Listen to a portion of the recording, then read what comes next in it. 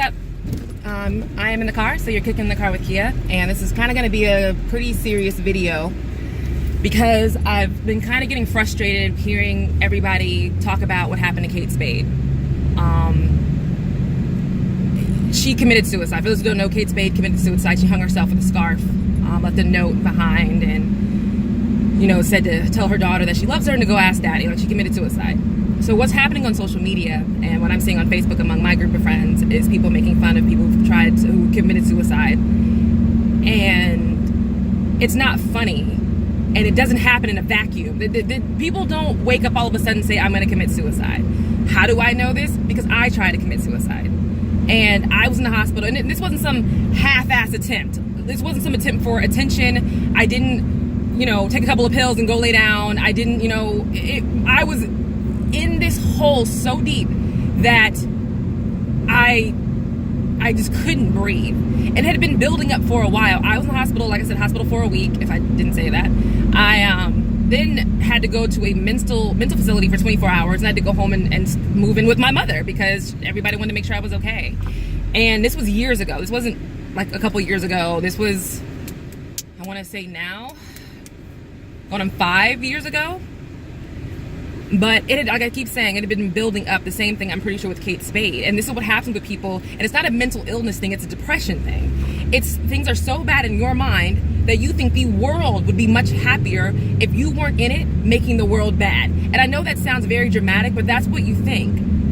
I thought in my mind, my mother would be a lot happier because she wouldn't have to worry about me. My brother would be happier because now he doesn't have his sister annoying him about why his life is such a weird place to be. That's a whole other video. My job would be happy because I wasn't that good at my job. It was like a whole series that goes through your head, and that's probably what Kate Spade was thinking. And that's what a lot of suicidal people think. It has nothing to do with all of a sudden something goes wrong, so I'm taking the easy way out.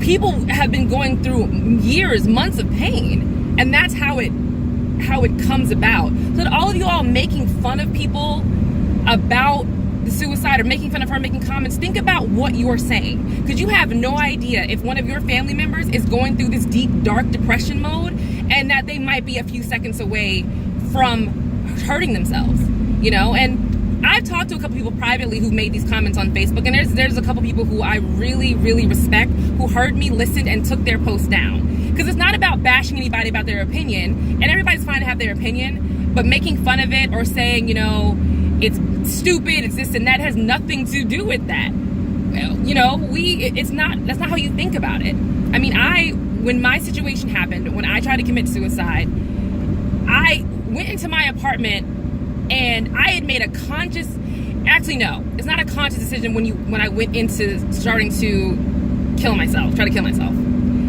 It was an out-of-body experience for about 30 minutes because I went and got everything that I needed. And I remember looking at myself and just thinking, there's nothing I can do.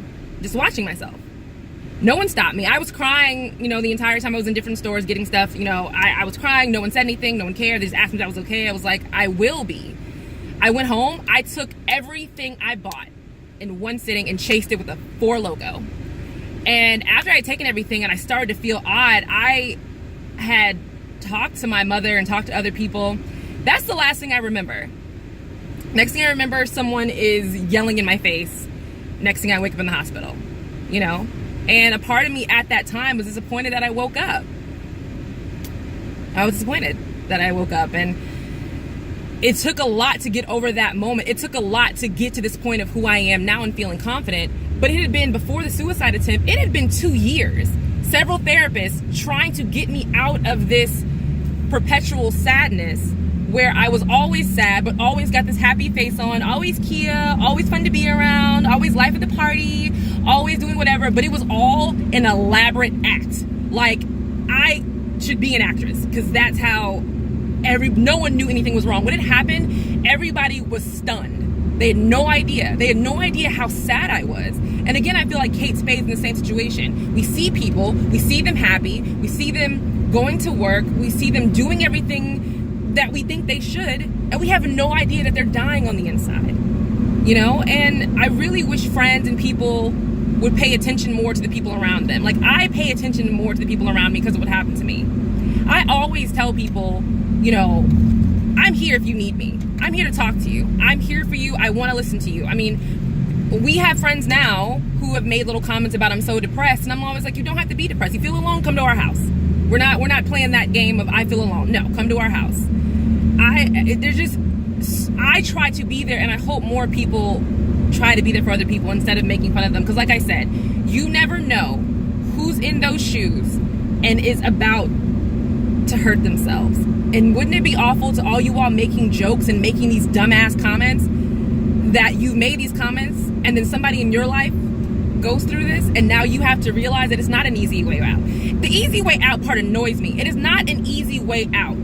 It's not like people think, well, I don't want to deal with this. It's just easier. It's not, that doesn't cross our minds. It wasn't that it was an easy way out, because for me, it was a hard decision, but I knew it was a hard decision that needed to happen to make everything else better for other people, if that makes any sense. So I definitely, you know, it wasn't easy. It was sad for me. I was sad in the moment, but I kept thinking, this will make it better for other people.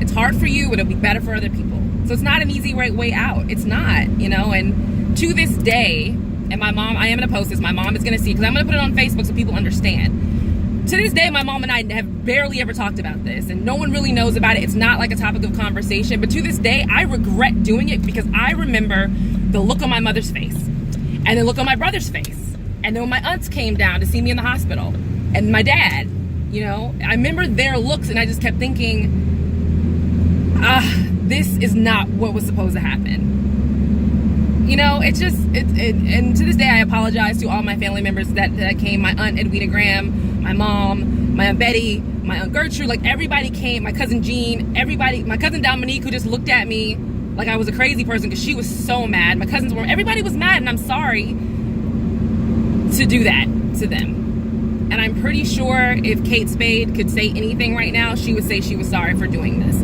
But it was the easiest way that she could think of to make the world better without her. And that's just my opinion about it. So, sorry for the deep video. I didn't cry this time, which is a little bit of a miracle.